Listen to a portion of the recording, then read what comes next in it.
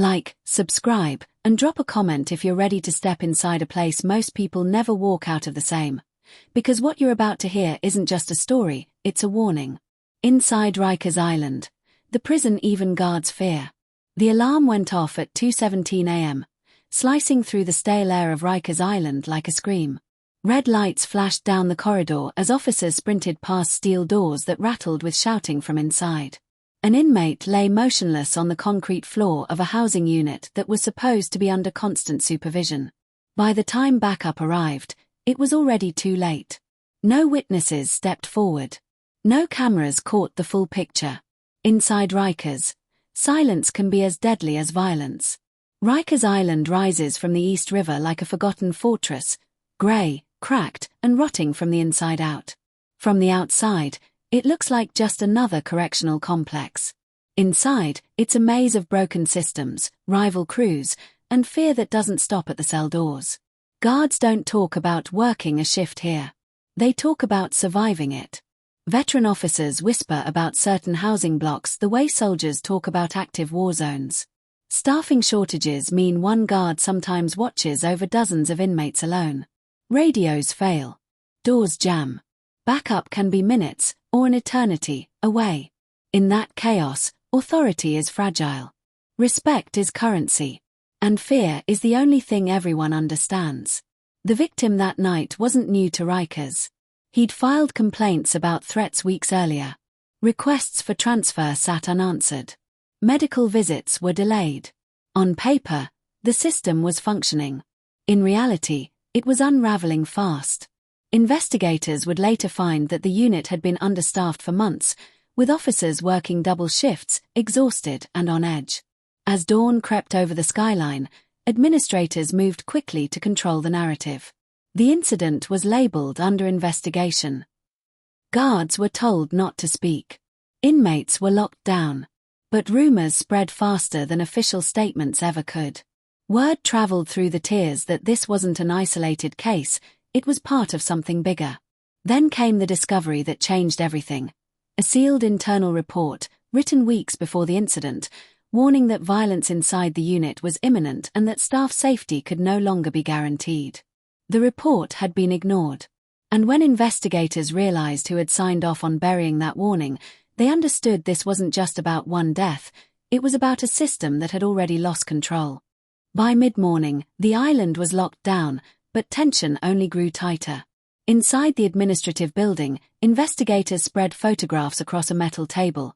Cell doors bent from repeated force, blood smeared along concrete walls, incident logs filled with gaps where reports should have been. The official story was already forming, neat and contained. The truth was anything but. The lead investigator, a former prosecutor brought in after public pressure mounted, quickly realized Rikers played by its own rules. Officers spoke in fragments, choosing words carefully. Some claimed they hadn't heard the alarm. Others said their radios were dead. A few admitted they were afraid to step into that housing unit without backup. Fear wasn't a weakness here, it was a survival instinct. The victim's file told a disturbing story. Multiple disciplinary write-ups, yes, but also repeated requests for protective custody. He'd named names. He'd warned that certain groups controlled access to showers, phones, even food. Those complaints were marked reviewed and quietly closed. In the margins of one report, a single line stood out: unit operating beyond capacity. As investigators dug deeper, they uncovered a pattern. Incidents labeled as slips, falls, or medical episodes clustered around the same buildings, the same shifts, the same supervisors. Body cameras were often malfunctioning during critical moments. Surveillance footage was overwritten before it could be reviewed. Every missing piece made the picture clearer, and uglier. Meanwhile, inside the housing units, the atmosphere shifted. Inmates sensed attention from the outside, and that attention made everyone dangerous. Whispers spread that someone had talked. A guard was quietly reassigned after receiving threats scribbled on a food tray. Another officer called in sick after a locker room confrontation that never made it into an official report. The investigator requested staffing rosters from the night of the death. What came back raised alarms. Positions required by policy were empty. Overtime had been stacked on the same exhausted officers for weeks. One name appeared again and again, a supervisor who had signed off on minimum staffing levels despite repeated warnings from his own team. Then came the call that turned urgency into panic. A second inmate from the same unit had been rushed to the infirmary, unresponsive. The timing was too precise to ignore. 2 incidents, same location, same failures. As investigators prepared to enter the unit for a full reconstruction, a senior official pulled them aside and issued a quiet warning: "Be careful how far you push this. Rikers doesn't like being exposed." And that was when it became clear, the danger wasn't only inside the cells. It was embedded in the system itself, and someone was willing to do whatever it took to keep the truth buried. The unit reconstruction began under harsh fluorescent lights, but nothing about the process felt clinical. Every step down the tier echoed with tension. Doors slammed open, then shut again, as inmates were moved out one by one. Some stared through the bars with open hostility. Others wouldn't meet anyone's eyes. Silence here wasn't calm, it was loaded. Investigators traced the victims' final hours minute by minute. The timeline didn't match the official reports. Meal carts had arrived late. A routine head count had been skipped.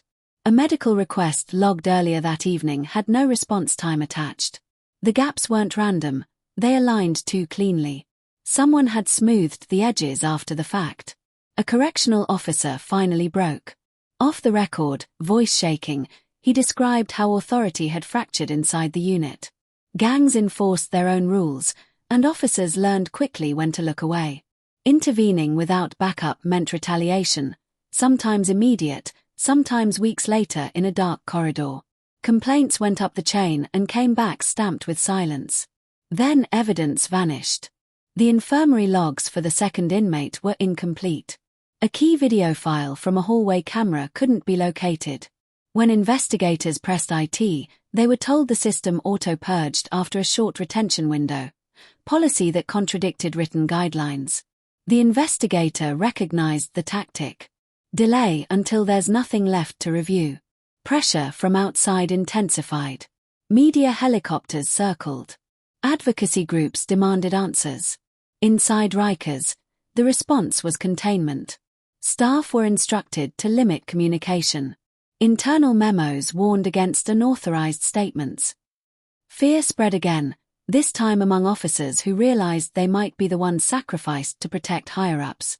Late one night, the investigator received an envelope slid under a hotel room door. No return address. Inside were photocopies of incident reports that never made it into the system. Assaults reclassified, injuries minimized, response times altered. At the bottom of one page, a handwritten note: "This will keep happening." The next morning, a third emergency call came from the same building. Not a death, yet, but a pattern undeniable enough to break the wall of denials. The investigator demanded immediate intervention measures. The response from leadership was cautious, procedural, slow. Too slow.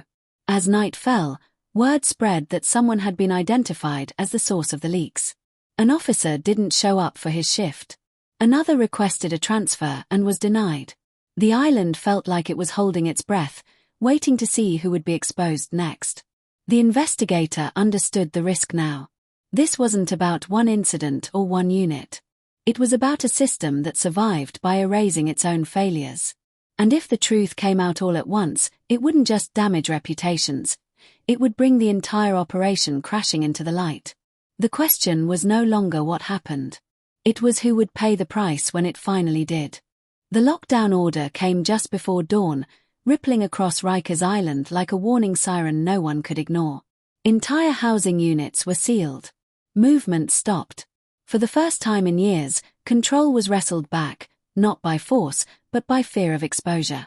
The investigator stood on the edge of the compound, watching buses idle, lights flashing against concrete that had absorbed decades of violence. By noon, the evidence was undeniable. Independent auditors confirmed what the leaked reports had hinted at: falsified logs, suppressed medical calls, and a pattern of delayed responses that turned minor incidents into fatalities. Supervisors had signed off. Administrators had been warned. Nothing changed. The system hadn't failed, It had decided who was expendable. A press conference was called. Cameras lined up. Hungry. Officials spoke in careful language, blaming breakdowns and isolated lapses. Then the investigator stepped forward and released the documents in full. Names. Dates.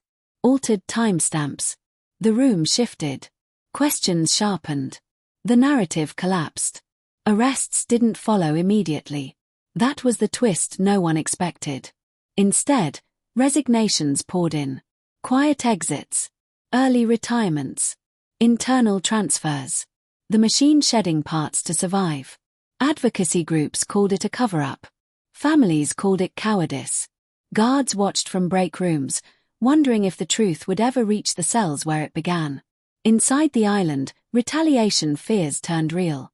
The officer suspected of leaking the files reappeared, alive, shaken, reassigned without explanation. He wouldn't speak. Wouldn't look anyone in the eye. The message was clear, the walls were still watching. Weeks later, a federal oversight agreement was announced. Reforms. Timelines. Promises. The headlines moved on. But in the units, the lights still flickered. Meals were still delayed. Medical calls still waited on paper while minutes stretched into hours. Change, it turned out, traveled slower than harm. The investigator visited the victim's family one last time. There were no words left that could undo what had happened. Only facts. Only proof. Only the knowledge that their loss had cracked something open, even if it hadn't broken it yet. On a cold evening, as the island faded behind the bridge, a final report crossed the investigator's desk. Another incident. Another delay. Another life hanging in the balance. Not the same names. Not the same unit. The same patterns. Rikers Island didn't collapse under the weight of the truth. It absorbed it, like it always had. And that was the most terrifying part. If you think this story was intense, you're not ready for the next one. Hit subscribe so you don't miss it.